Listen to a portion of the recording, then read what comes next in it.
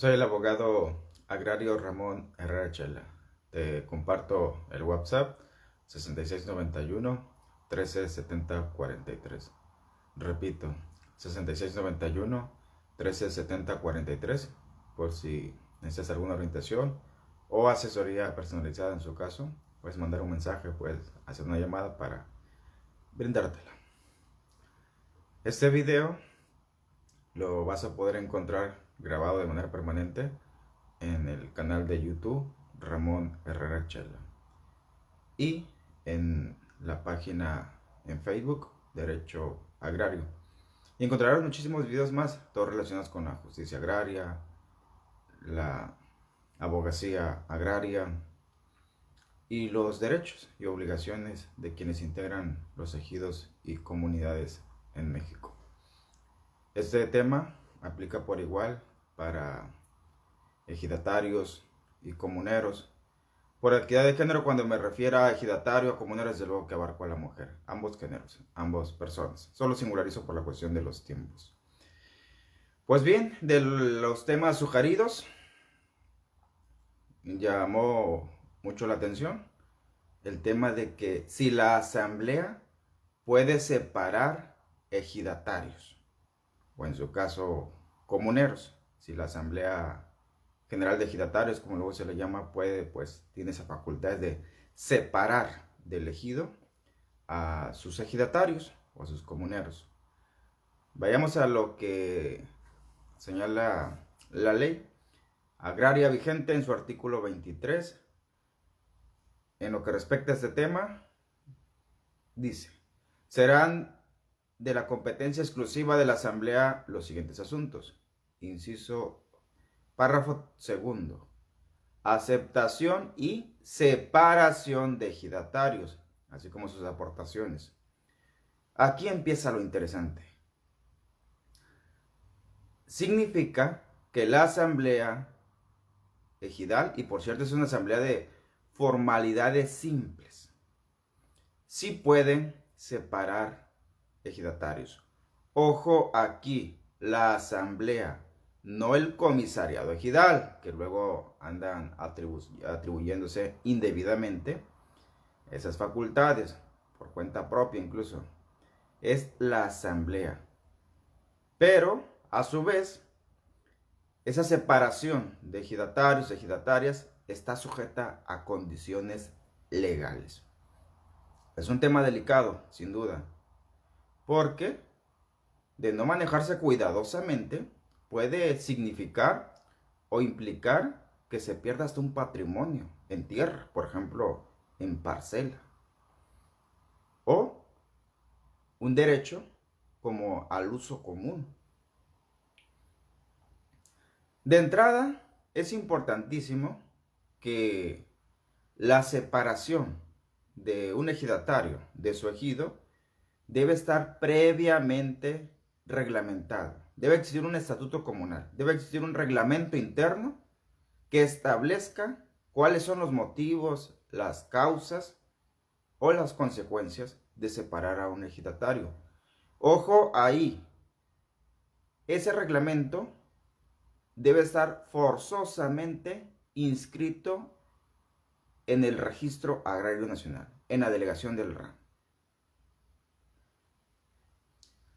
Es sumamente importante que también tengan en cuenta que ese reglamento, aunque esté inscrito en el RAN, no puede excederse, no puede violar derechos humanos.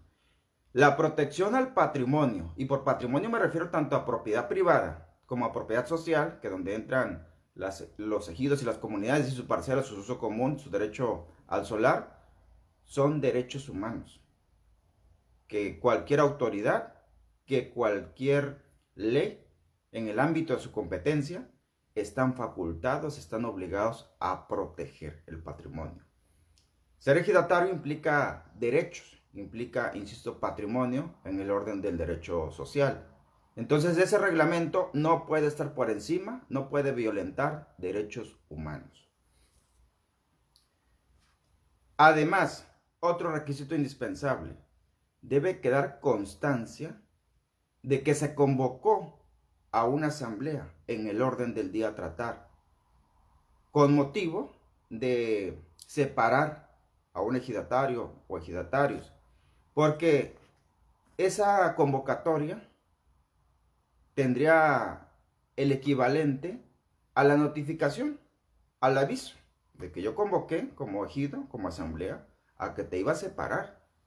Y recordemos que una de las obligaciones de todo ejidatario o comunero es asistir a las asambleas, o por lo menos enviar un representante legal, o en el peor de los casos, preguntar qué temas tratar. En esa asamblea, donde se señala en el orden del día que va a ser separado tal ejidatario, deben de presentarse pruebas, deben de aportarse pruebas y que queden constancias, esas pruebas en documentos que deben de quedar archivadas en los documentos del ejido. No basta con que el presidente diga, levante la mano quien esté de acuerdo con separar de este ejido al compañero Jesús Martínez. Mayoría de votos que ha separado. No, no, no, no. Deben de existir pruebas. Aquí el reglamento dice que quien se ausenta del ejido por 5 años consecutivos y no se sabe nada de él, el ejido tiene derecho a separarlo. Y aquí, como todo el mundo sabe, ya se hizo una investigación y el compañero Jesús Martínez han pasado 8 años y nomás no sabemos qué pasó con él. Entonces vamos a someter a votación. Ahí sí podría ser legal. El mero dicho, insisto, no es suficiente. Nada de que dice el presidente del Consejo de Vigilancia que él considera que Jesús Martínez ya debe ser separado. Ese dicho no es suficiente porque se van a meter en un problema legal. Ojo aquí, el perjudicado por la separación, el afectado, tiene derecho a defenderse. De entrada, si se entera de que andan convocando para separarlo, tiene derecho a estar en la asamblea, incluso asesorado por un abogado particular o un abogado adscrito a la Procuraduría Agraria. Tiene derecho a defenderse. Y si por X o Y motivo no falta que los contrarios ya traían línea, como luego se dice, ya es un hecho que van a votar en contra a favor de tu separación. Entonces, el perjudicado, si considera que no se le dio la oportunidad de defenderse, o aunque se le dio la oportunidad de defenderse, no fueron justos, no fueron legales, entonces tiene derecho a acudir al Tribunal Agrario a demandar la nulidad, ya sea total, si fue el único tema que se trató, o la nulidad parcial de esa acta de asamblea que resolvió o votó mayoritariamente en separarlo. Ojo aquí, no anden perdiendo tiempo con presentar amparos indirectos ante el juez de distrito. No procede contra un ejido, no procede contra la asamblea, no procede contra el comisariado, porque no son autoridades. Y la fuerza que tienen tampoco sus actos son equivalentes al de una autoridad. Es nulidad parcial o nulidad total del acta de asamblea. Ojo, aquí también no hay plazo, no corren los 3 meses que establece el último párrafo del artículo 61 de la ley agraria. Es una para asignación de tierras y siempre y cuando sean asambleas de forales especiales. Aquí en cualquier momento, obviamente que mientras más rápido, mucho mejor. Y ya en su momento, si pierde la sentencia del Tribunal Agrario, el Tribunal Agrario considera que sí fue correcta la separación, el ejidatario tendrá, o el exejidatario tendrá la última instancia, que son los tribunales colegiados de circuito, un amparo directo contra la sentencia del Tribunal Agrario. Sería eventualmente procedente también un amparo indirecto en cuanto se enteren que inscribieron en el RAN, en la delegación del RAN, el acta de asamblea que lo separó, un amparo contra el RAN, no contra el ejido. Seguramente el RAN se va a excusar diciendo, pues yo nada más obedecí lo que dice esta acta, allá vayan y peleen el ejido, no a mí. Pero también podría ser una estrategia para hacer tiempo, o si el juez de distrito considera que hay una evidente violación a sus derechos humanos, es posible que sí le ampare. Así que, como una primera conclusión, la separación no es un castigo, es una consecuencia. Es ahí donde se confunden la mayoría. Una consecuencia de que cuando ya no existe razón de ser para ser ejidatario, ya no hay motivo para seguir siendo ejidatario. Por ejemplo, continuamos con la ley agraria, el artículo 83. En lo que respecta a este tema, vamos directo. La enajenación a terceros no ejidatarios tampoco implica que el enajenante pierda la calidad de ejidatario. Es decir, cuando una parcela adopta el dominio pleno y se vende como propiedad privada, el hecho de que el ejidatario venda esa parcela no significa que en automático deja de ser ejidatario.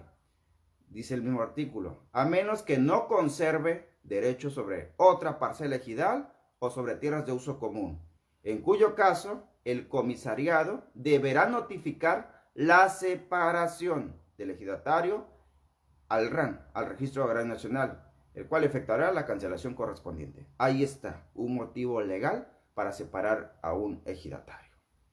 Artículo 48, Ley Agraria vigente. Quien hubiera poseído tierras ejidales en concepto de titular derechos de ejidatario que no sean destinadas al asentamiento humano ni se trate de bosques o selvas de manera pacífica, continua y pública durante un periodo de 5 años si la posesión es de buena fe o de 10 años si es de mala fe, adquirirá sobre dichas tierras los mismos derechos que cualquier ejidatario sobre su parcela. Eso significa que consecuentemente quien se adjudica una parcela vía prescripción adquisitiva hace que esa parcela la pierda en titularidad quien fue demandado, quien tenía adjudicada dicha parcela como titular. Entonces, si quien perdió una parcela en prescripción adquisitiva y la ganó pues quien promovió porque la venía poseyendo en los términos que establece ese artículo 48, significa que si el que perdió esa parcela por prescripción no tiene ninguna segunda parcela, ni uso común y ningún otro derecho, ahí también ya es viable que el comisariado promueva primero vía votación asamblea que se le separe al ejidatario. De hecho, también el artículo 83, no es en automático que el comisario vaya a correr al RAN a decir denlo de baja, sepárenlo. Tiene que consultarlo con la asamblea. Eso es lo legal, eso es lo correcto.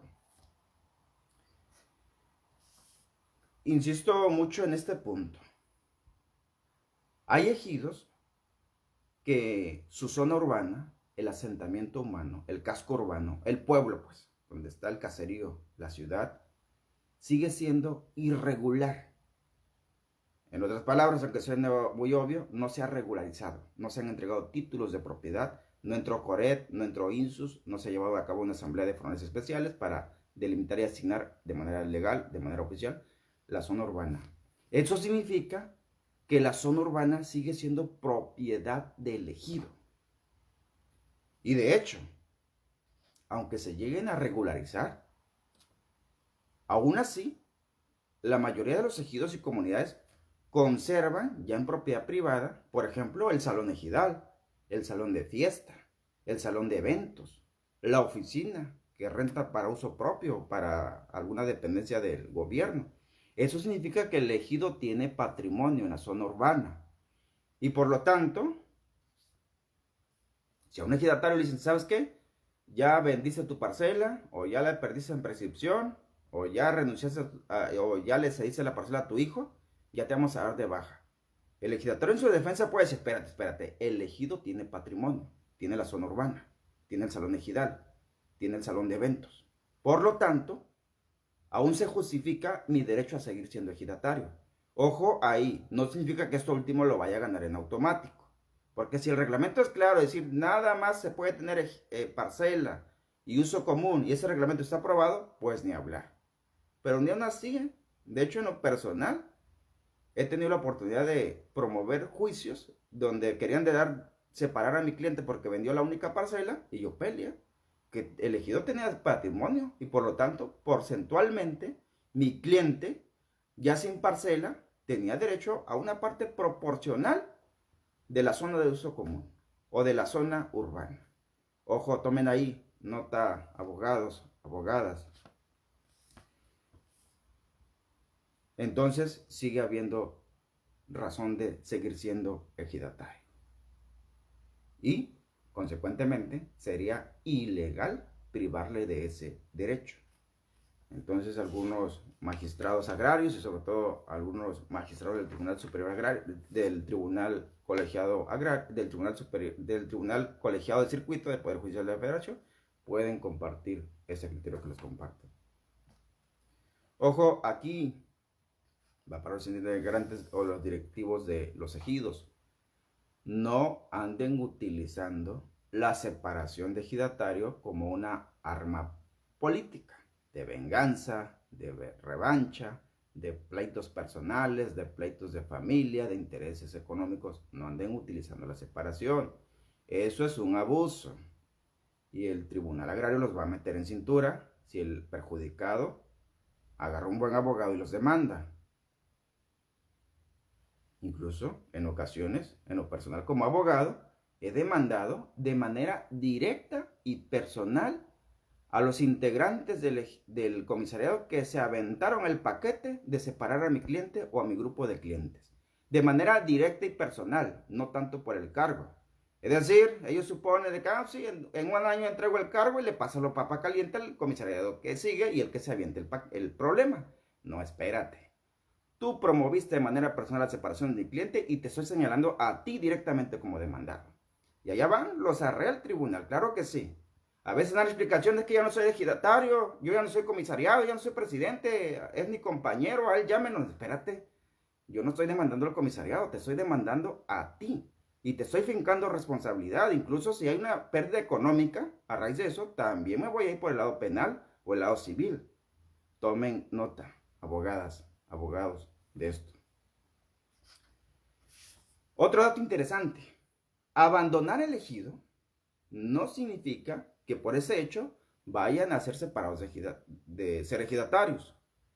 Abandonar la parcela más está enmontada sin cerco y se meten animales y no hay trabajo en esa parcela, tampoco implica que lo van a separar de ejidatario.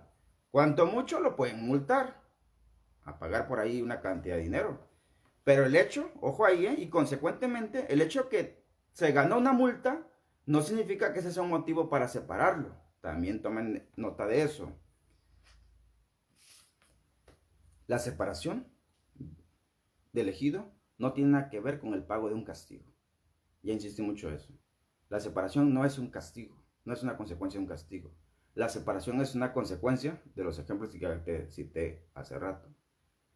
Intentar privar pues de derechos, de parcelas de uso común, eso sí es ilegal. Tengan en cuenta eso.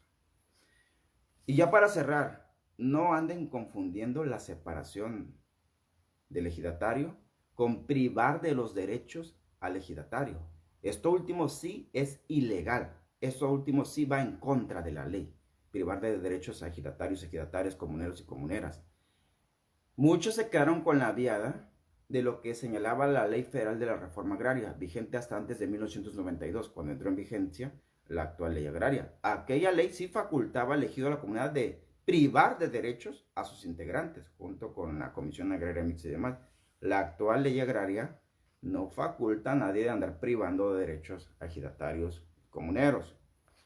Tampoco confundan la separación con la suspensión de los derechos, colegas o ejidatarios, que no te chamaqueen. Suspender derecho por lo general es temporal y utilizan la suspensión de derechos como castigo. ¿Sabes qué? Alteraste la asamblea, te llamamos la atención, insististe en esa conducta violenta, provocadora, sin motivo, te vamos a suspender de la asamblea por 3 meses, por 6 meses, sin derecho a voz y voto. Eso es una suspensión. No la anden confundiendo con una separación. Y ojo ahí, a propósito, luego voy a hablar del tema de la suspensión. El hecho de que me suspendan mi derecho al voz y voto no significa que me prohíban entrar a la asamblea para enterarme. Tengo el derecho a la información de enterarme qué está sucediendo en mi asamblea, aunque no me hayan dado oportunidad de votar o de usar la voz. No se vayan a confundir ahí.